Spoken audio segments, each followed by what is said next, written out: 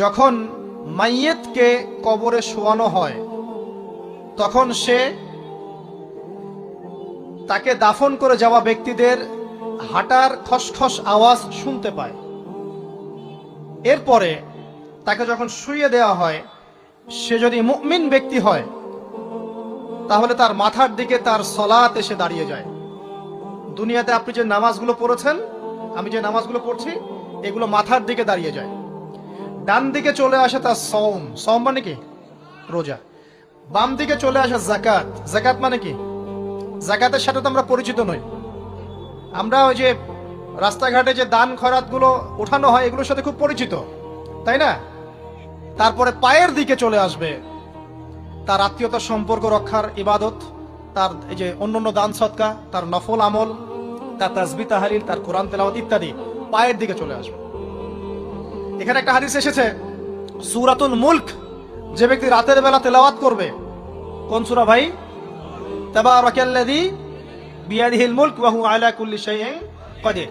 এই সূরা যে ব্যক্তি রাতের বেলা করে তেলাওয়াত করবে, ইনশাআল্লাহ সূরা মুলকও কবরে তার সাথে থাকবে এবং কবর আযাব থেকে সূরা মুলক তাকে বাঁচাবে ইনশাআল্লাহ।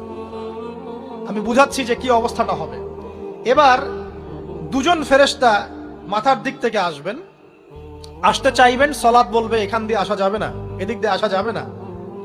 ডান দিক দিয়ে আসতে চাইবেন, এদিক দিয়ে আসা যাবে না। বাম দিক দিয়ে আসতে চাইবেন, যাকাত বলবে এদিক দিয়ে আসা যাবে না। পায়ের দিক দিয়ে আসতে চাইবেন, আমলগুলো বলবে এদিক দিয়ে আসা যাবে না। তখন যাই হোক, তারা আসবেন। এটা তাদের এটা কথা কি? এটা কথাটা হচ্ছে যে সলাতের গুরুত্ব, মানে সে সলাত আদায় করেছে, সে আমার হক আদায় করেছে, আমি তার পক্ষে আছি, এটা পক্ষে বোঝাচ্ছে। রোজা বলবে আমি ওর পক্ষে আছি, তাকে আপনি কোনো শাস্তি দিবেন না, আমি তার পক্ষে আছি। আপনারা দুজন তাকে শাস্তি দিবেন না, আমি যাকাত তার পক্ষে আছি, এটা পক্ষে থাকার কথা। তারপরেও তারা আসবেন, চোখগুলো হবে নীল এবং কালো বর্ণ, নীলাপ চোখের, কালো। মুনকার নাকি? উঠে বসিয়ে দেওয়া হবে। এবার তিনটা প্রশ্ন। প্রথমে প্রশ্ন হচ্ছে কি, মান রব, তোমার রবকে? তখন মুমিন বান্দা বুক ফুলিয়ে বলবে রব্বি আল্লাহ, আমার রবকে। তারপরে প্রশ্ন হয়ে যাবে মা দিনুক, তোমার দিন কি ছিল? মুমিন বান্দা উত্তর দিবে কি, দিন ইয়াল ইসলাম, আমার দিন ছিল ইসলাম। এখানে শুনে রাখেন, পৃথিবীতে যারা ইসলামকে পরিপূর্ণ রূপে পালন করবে তারাই এই উত্তর দিতে পারবে ইনশাআল্লাহ।